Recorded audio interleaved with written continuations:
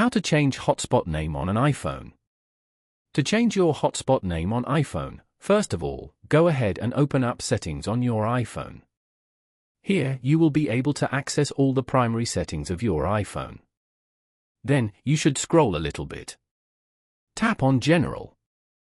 Here, you will be able to manage your overall setup and preferences for iPhone, such as software updates, device language, CarPlay, AirDrop, and more. Now, go to About. After that, tap on the Name section. Rename it as you like and press Done on your keyboard. Here, you can see that the name of the device has been changed. This name will be displayed on others' phones as well.